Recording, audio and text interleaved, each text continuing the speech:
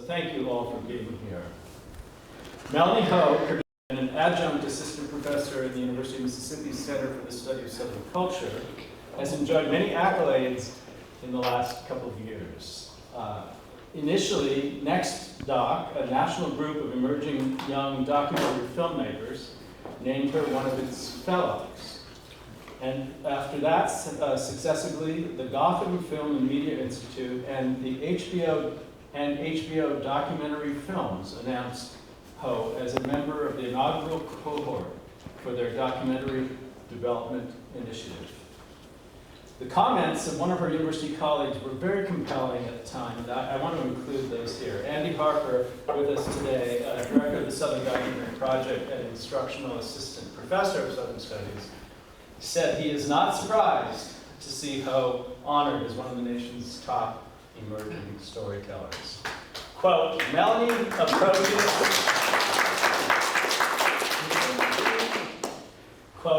approaches each project with collaboration in mind. So seeing her placed alongside such an impressive cohort of storytellers only confirms to the world what those of us in South Docs and the Center for the Study of Southern Culture get to see each day working beside her, Harper said. We're tremendously excited to have Melanie presenting for us today. Please join me in welcoming to our podium Melanie Ho. Sorry. Yes. Thank you so much for that really kind introduction, and thank you everyone for being here. To my colleagues for being here, to the Southern Studies students that have graduated and are still here for some reason, a week after graduation, so thanks everyone. I think I was supposed to talk about my practice as an artist, and I wanted to show y'all a little bit of my work because I think that speaks more than me just freestyling it up here. So I wanted to say that I create a lot of my work in the personal, and I want you to keep that in mind as you're viewing my work. I want to share a very short piece first, and then I'll talk a little bit more about the next piece that I'll show you. So this is a personal piece that I created from family archives. Let me make sure that my sound is okay. I think it should be fine.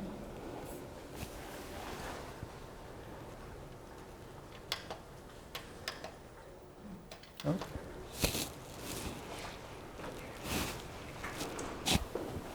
Good morning, love, and when I'm leaving, never want you more than when you're gone. I never miss the wind that keeps me breathing, till it leaves my lungs gasping for its song.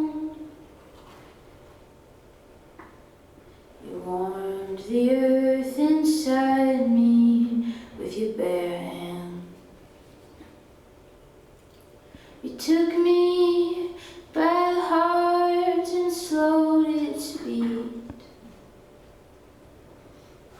The dirt within me turned and became muddy. With your digging and your constant burning heat, but you came swiftly as a snowstorm in October. Unexpectedly, you turned me into sleep. And if I could, I guess I'd love you 10 times over. It's just I choose a better time for us to meet. I never feel more found than when I'm wandering. I never feel more still than when I'm free. But to hear that quiet voice, I'd give up everything. To follow the soft sign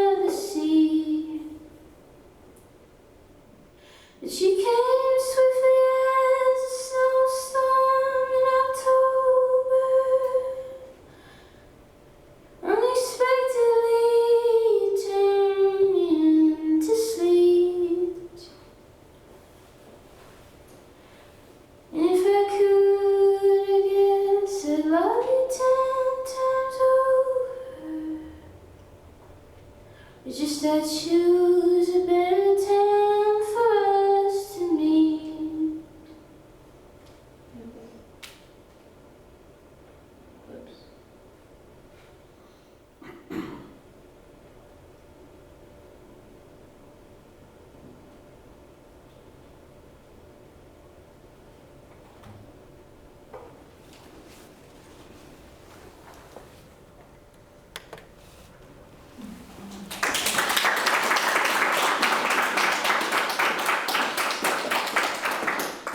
Thank you. So just a little bit of background on that. A lot of my friends also happen to be creatives because we just like to hang out with each other and we like to see each other in our own creation. So I end up becoming friends with a lot of other artists. And a couple of my friends wanted to do our own film festival, of which we had 1 week to create a film from scratch and share it with each other. And so that was created from January 1st through January 7th when I was at home, and I ended up scanning some photos from my family's archive. And I just thought of a way to convey the feelings that I was feeling while I was at home and thinking about the relationship with my family and my parents. And so that's where this piece comes from. I wanted to talk a little bit about a piece that I'm currently working on with a couple of collaborators. It's called From Kudzu. So are y'all familiar with kudzu? A lot of nods. Can I get some people's thoughts about kudzu? Does anyone want to share? Yeah, it's invasive and it dies off in the winter and you think it's never going to come back, and then magically it comes back because the roots are still there. Yeah, so invasive, very, very hefty. Yeah. Robust. I think it's pretty, I do too. Okay. Destructive. It's cool. It is destructive. Yeah. Yes. Don't park your car there for several months or you won't be there when you get back. It'll be totally covered. Yeah, so engulf your car. Julia?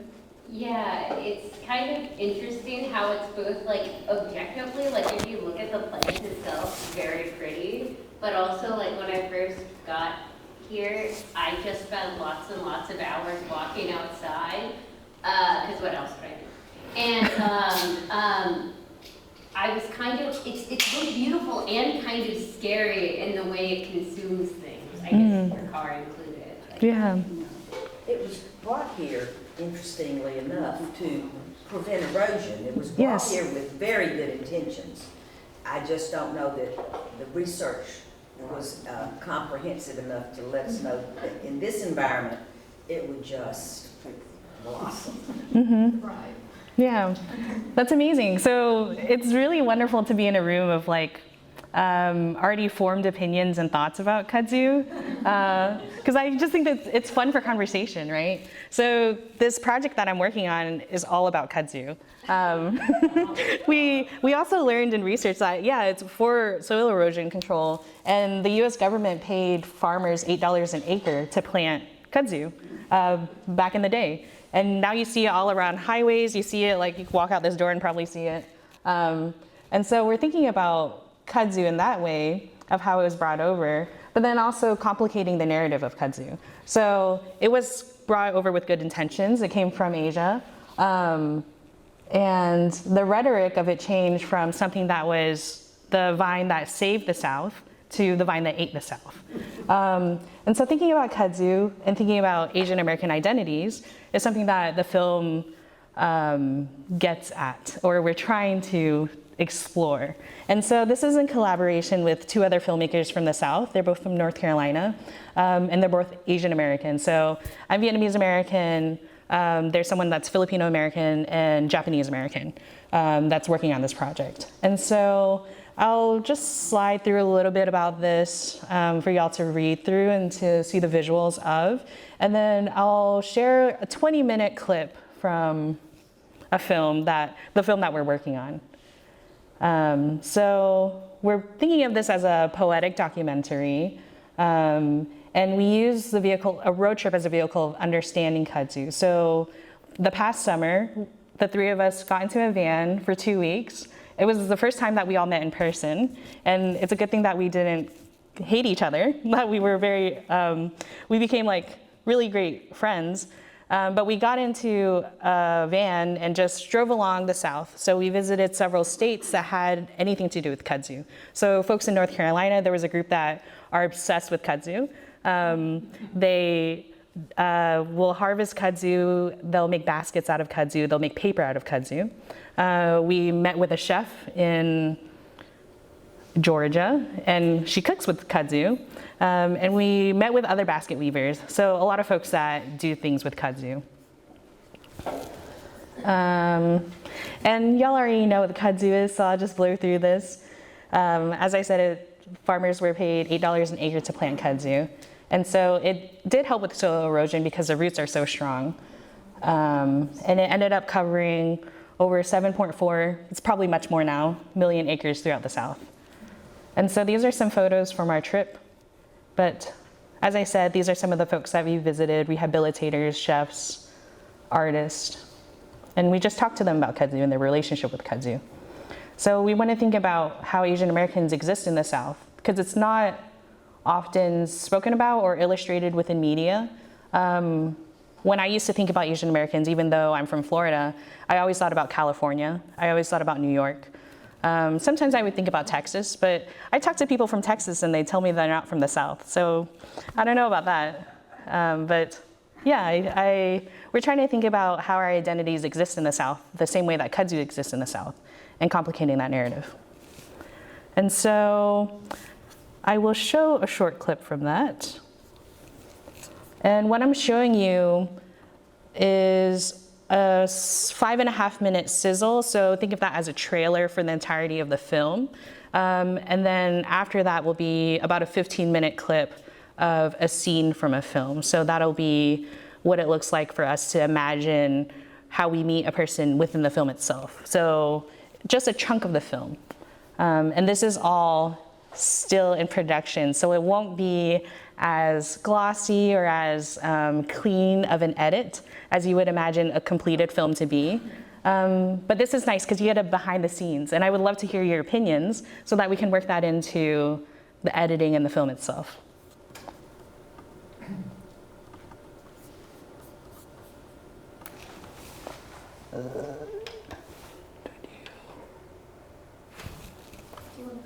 Yes, please. Thank you.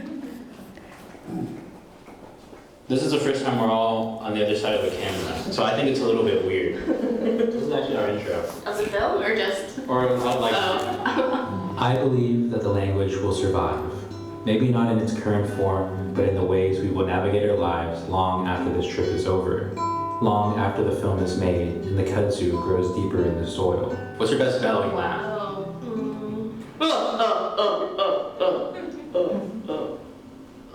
And be nominated. This is Hope. This is Nash. And this is Mel. In the summer of 2023, the three of us met in person for the first time to go on a road trip throughout the South. 3 filmmakers, With different Asian American upbringings. With 3 different hometowns in the U.S. South. yet surprisingly similar histories. We decided to do this trip to get an intimate understanding of kudzu, a plant that grew in all of our childhood backyards. A vine that's invasive, but was brought over from Asia to the US about a century ago, when the country's economy was heavily reliant on the agricultural infrastructure of the South. Shortly after the first major wave of Asian immigration to the US, a few decades later, our parents would immigrate to the US from their home countries in Asia. Once heralded as a savior of the South, kudzu is now described as the invasive vine that ate the South. How does this shift in rhetoric mirror that of Asian Americans?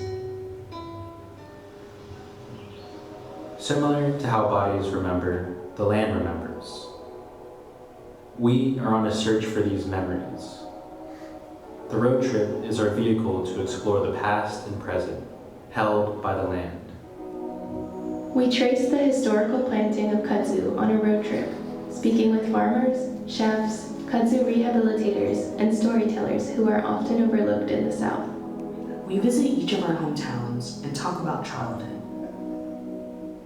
We want to illustrate the Asian American existence in the South and legitimize ourselves in the fabric of the region. A Southerner knows what the kudzu plant is. However, they don't know its Asian origins. An Asian American has an understanding of the South, but they might not see their own communities existing in that environment. How can we think of ways to coexist with kudzu? From the people we met on the road, we learned the benefits of kudzu are seemingly endless. This film is our attempt of love and care for the communities that raised us into our own and current identities.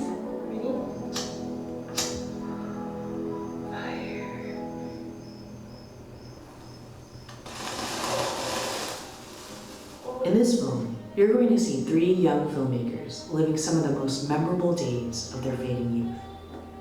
You're going to watch us from behind the camera and in front of us, learning about a home that we struggled to feel a part of for our whole lives. Yet, you're going to watch us learn to appreciate the iron-rich clay that defined our Asian American upbringing in the South. You're going to see moments of joy, Moments of mourn, Moments of frustration, of realization, Dad, who's this? of vulnerability, of community.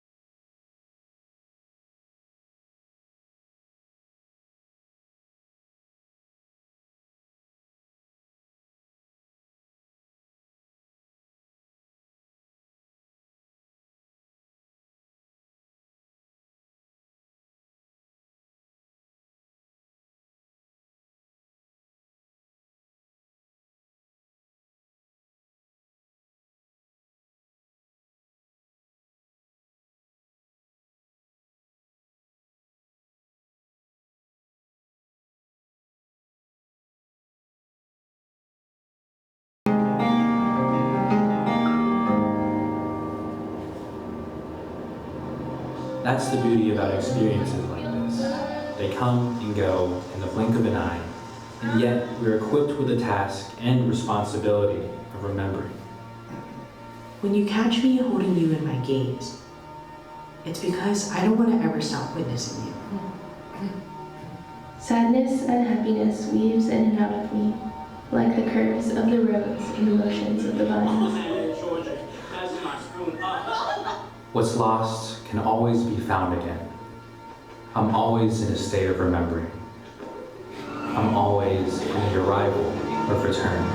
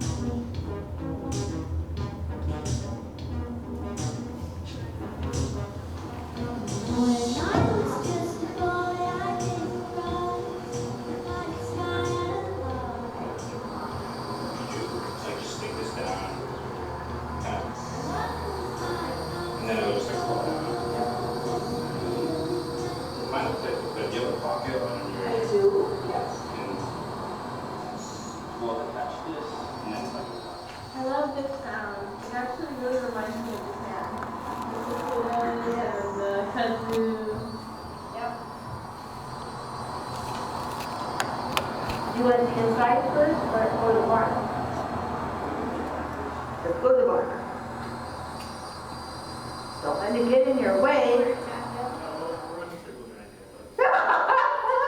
Okay, the barn's this way, people.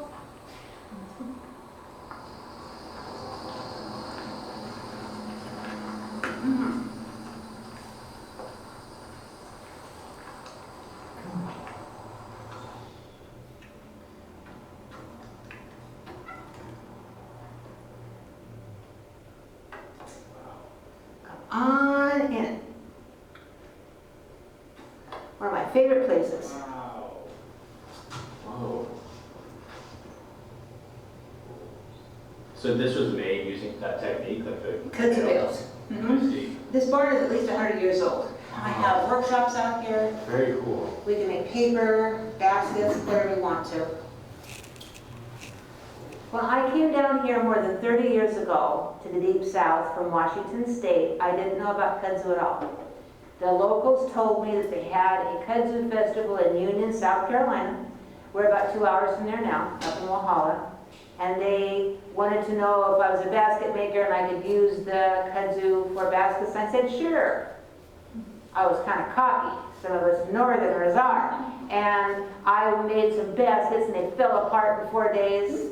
Then I had to remember what the elders told me in the first story about plants and how you give them respect, otherwise they're not going to help you anymore. So I went back to the kudzu, told them I was sorry, and I stayed until I heard them say, leave the trees alone, use us for paper instead. I said, paper? I'm a basket maker.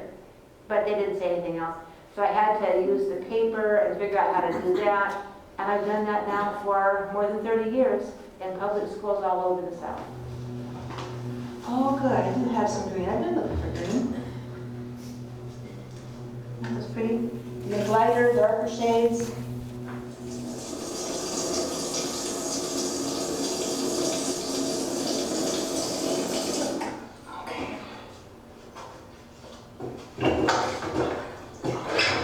I hate that stuff. Kudzu, oh, it's not good for a dowel. Yes, it is. It's good for just about everything. It's fed my family for 30 years.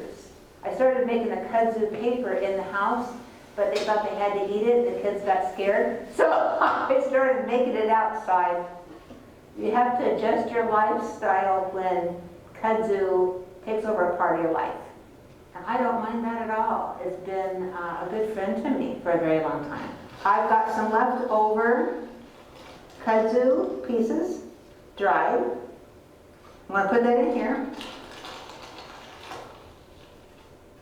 with some recycled paper.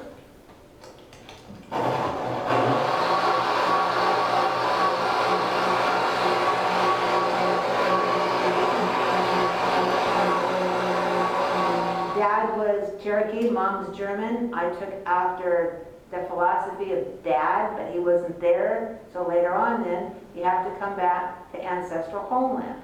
I wanted to find the elders. I wanted to learn the stories of respect that I didn't know, that I wasn't taught, that you can't read out of a book, because the ones that were printed were done by non-natives, and they took this part out, that's not important, and they put in a whole bunch of prejudicial information that made my heart hurt when I was in high school. But I wanted to come back, and so I could compare what I read in that book to what the elders told me. So ask yourself questions. Where are my elders from my culture? Where am I going to find them? Who knows the old stories? Find out. What are some of the old stories? There should be Japanese, Vietnamese, and Philippine stories from back in the day. At least know one. So that's your homework. Why can I give you homework? Because I'm a teacher. I can get away with it. There are no mistakes in Nancy Baskett's class. I got a couple holes here. So I just fill them in like that. For Cherokee people, if you look on the website, Cherokee word list, and push a little button for South, it'll say Walhalla. Sometimes places pull you to where you can learn what you asked to learn. Sometimes you have to go from where you were born to where your medicine takes you. And everybody has a medicine. We have to find out what that is. So you just take this and let it dry up. And I take that right up here, like this. Hang it up.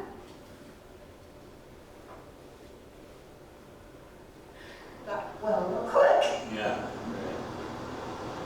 That's amazing. I think what I've noticed, just in talking to you the last couple of hours here, like we have kind of the newfound parallel that we have with this plant that we've always been up with, but you do as well. And so I'm wondering, like, what parallels you feel with the kudzu plant, you know, like, you have a very intimate relationship with it. It's like a very tactile relationship. Oh, yeah? Yeah. I see it differently. If you're not native, you come from somewhere else. So are we going to accept people from other places for the beautiful qualities, the talents, the intellect that they bring with them, for the culture that they bring with them? Or are we going to say, go away, don't come back anymore? Kudzu just kept growing, then nobody used it anymore. And everybody called it bad names, and it kept growing and growing. I'd say that it grows 12 inches a day, trying to find somebody that loves it, and that would be me. To show you how to cut a piece and split it, all right? Come on, let's go. Can you get more? Yes. Yeah. Go back out. It'll cool down. Oh, don't let your equipment get wet though. Oh, okay. I'm working as I go. I gotta clean all this up. Cut it all down. This is the kudzu vine right here. These are the ones I turn into cloth, but you have to ferment them.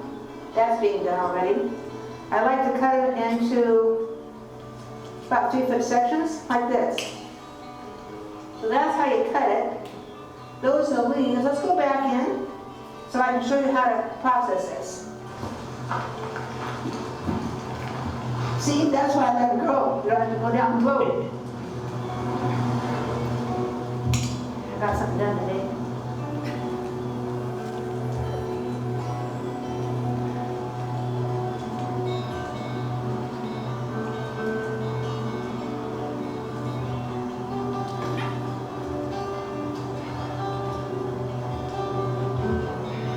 What I'm going to do is I'm going to show you, but then I'm going to have you do it.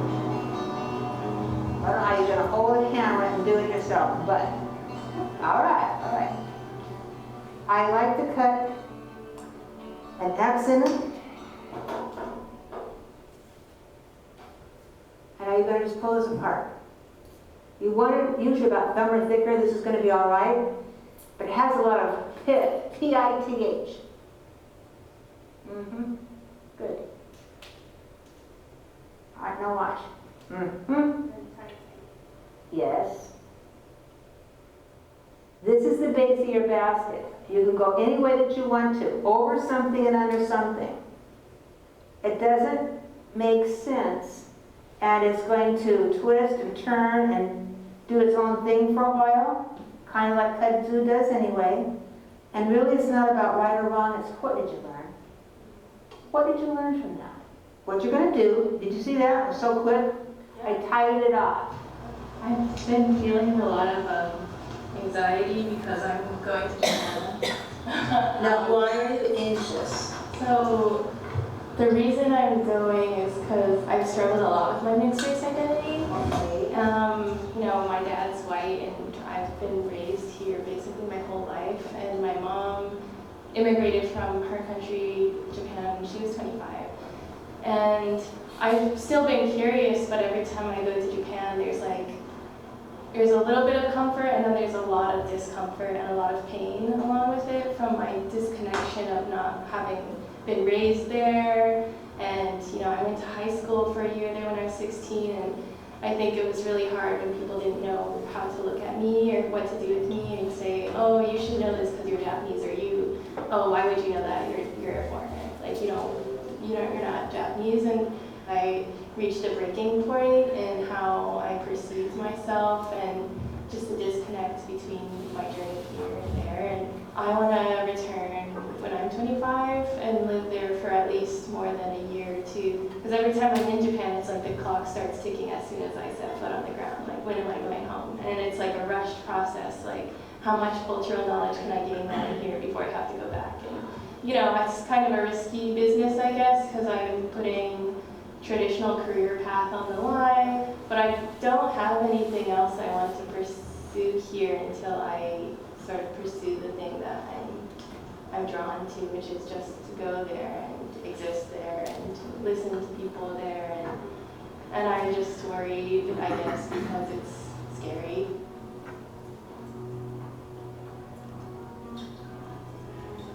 You are a little plant, and you're going towards enlightenment. Root yourself in the culture that you come from, for as long as that takes. You can make money, you can do other things, you can support yourself. You'll find something in Japan that's very important to you. I'm not sure what that is, but when you find it, you let me know. It's called a hardening off process. If you take a little plant and put it in too much cold or too much heat, it's going to die, it's going to wither, or it's going to not grow as well. You don't have to worry about that. You have roots in both places. Honor and respect that. And don't be afraid. You're going to find some adversity, so. You're going to find some people who know how hard you're trying, and that will make all the difference. You don't need to be timid and afraid and alone anymore, because you're taking all these experiences with you. So this is part of your journey that will fortify you.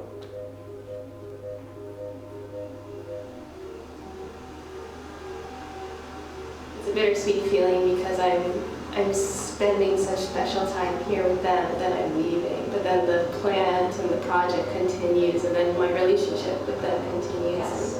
It just looks different. We need to be where we belong. We need to look around and see somebody like ourselves. But the more we find out where we can speak freely, the better off that we are. And you guys are just making a roadmap of familiar places and people. The time with you, wherever you go, so that memory can stay with you so that you're not ever alone. You hold on to the people, places, and that comfort and nourish you, because sometimes the memories might fade. So you have to have community, you have to have people, even if it's just a phone call or a cry or whatever it takes to connect again.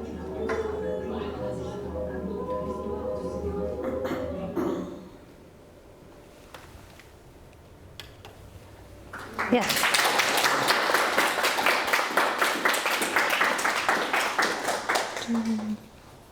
I guess that's all I got for you. Thank you. Yeah, so thanks for spending time with me and for indulging me in sharing my work with you, because whenever I can get this in front of someone, I really love sharing it. But I'd love to have a conversation with folks. Your thoughts or questions, yeah. I don't know. I feel like with your work, I don't know, like, it feels, because you started out by saying it's personal, and it does. It feels so personal, and like I can feel you there even when you're not on camera, almost especially when you're not on camera, because I feel like and I was wondering how you navigate that, like, as a documentarian who creates personal work and is in some ways present, but also not present in that work because you're filming it, like how you navigate that. I think I want to say that I've grown up living my life through observation, and so I observed my parents growing up, and that's like the first form of storytelling that I engaged in. And so in a way, my eye has been trained to do that. And let me get this blue screen off because it's kind of rough on the eyes. But for the film that y'all just saw, I think throughout the process of us like just being very vulnerable with each other and creating like a space that we really saw each other, I started to understand what love is in a very specific way. And I think that is how I use the camera as my gaze, like the love that I had for my friends and for the people that we met along the way too. You call it personal, but it's also universal, which is why it reaches out from the screen. Thank you. I'm really glad that you feel that way. How did you come across this woman, and wasn't it fascinating that she was so philosophical?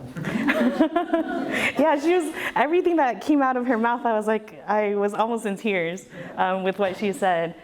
We spoke with some folks in North Carolina that were very, very into kudzu, and every person that we spoke to was like, you need to talk to Nancy Baskett, Nancy Baskett, Nancy Baskett. And she's in South Carolina, not too far from where we were. And when one person is obsessed with kudzu, you just find out everyone else that's obsessed with kudzu. And so it's a very tight-knit community, even though we're crossing state boundaries. So we got connected to her through word of mouth from other people. Very fortunate. Yeah, very fortunate. It fell into place. Yeah. So when you have somebody like that, Mm-hmm. who just gives you kind of gym after gym after gym, how do you decide what's going to be in the film? So this is a section, just 15 minutes or so. Mm-hmm. You expect that each person will get 15 minutes, or we have to now cut this basket like way down, and how will you do that? Yeah, it's a process. I think like the first time that I took a stab at just even having her section, it was over 20 minutes. And I mean, you know, I think a lot of films just end up being too long. And if this is just a section of one out of at least like 6 people that we met, not including our own stories, because we went to our own hometowns, that would be like a 3-hour-long film, which I don't think anyone would have the capacity to sit through. And so I think it works as a means to get people to understand, okay, this is what the film could look like, but it's not necessarily exactly, we'll cut this and paste it into the film and we won't touch it at all. I think it would have to be cut down. But I don't imagine us balancing, okay, 10 minutes, 10 minutes, 10 minutes per person. It would just have to come out naturally. And as we're cutting another person, we'd see how it is in conversation with Nancy Baskett. And so I think it would just end up naturally getting cut down. And is your edit collaborative? Are y'all all in all the time? Okay. Yeah. So we try to all 3 be on the project at the same time. We're located in 3 different places, but we'll hop on a Zoom call, and one person will be like having the mouse, driving, and then the other 2 will be like, okay, let's do this, let's do this. And sometimes it's not all of us, sometimes it'll just be 1 or 2, but it's as collaborative as we can make it. Yeah, which I think makes projects better. You showed us 2 very different projects because the first piece felt so personal and also so quick. Mm-hmm. And this piece feels personal but in a different way with the community, and it's also a much longer project that doesn't have a deadline coming up. And I wonder if you could speak on the differences that you've experienced and has there been a learning moment and how you're staying engaged with kudzu, though it is a long project, long distance with your collaborators. Yeah, I think it's sometimes great for me to have deadlines because I'm a procrastinator, and I think I'm the type of person that could, like when I read a book, for example, I'm trying to read more books because I'm trying to be more cultured, and I have picked up like 4 books at once. And it's like that kind of mind where it's like, okay, I have to be consuming multiple things at once. I think for projects like this, it's great that I had something with a very short deadline that I can kind of switch gears and complete and feel like, oh, the accomplishment of completing something. Let me pat myself on the back and let me take like 5 weeks off of work. But I think like for this project, it's something that is constant. Like we even though we've already filmed and we're in the process of editing, we're still applying for grants. And so we're still like constantly talking about the project and like thinking about the project in various means, like very creatively in the edit, but then also very like, okay, how do we get this money to get more funding, to do more filming, or to pay ourselves for editing, that kind of stuff. And so it's something that has stayed consistent in multiple forms. Yeah. Mm-hmm. Melanie, I wish I knew more, but I'm going to fearlessly ask in any case. I don't know a lot about South Docks, and I'm also curious if you could tell us a bit about your instructional life in the university, what you teach, what would be a common course that you might be teaching, just a little bit about how you exist in university instructionally, and what does it mean to be a South Docks producer-director? Yeah, thanks for that question. So Andy and Karen are the backbones of South Docs, and they're here right now. But I guess I'll be the speaker as much as I can. So South Docs is under Southern Studies, so kind of like how SFA is under Southern Studies, South Docs is under Southern Studies, and we create films, documentaries about the South, and I guess it goes beyond films, like folks can do photography or audio work. I'm a filmmaker, so that's like my default language, but it's more so documentary expression. And we also have the role of an educator.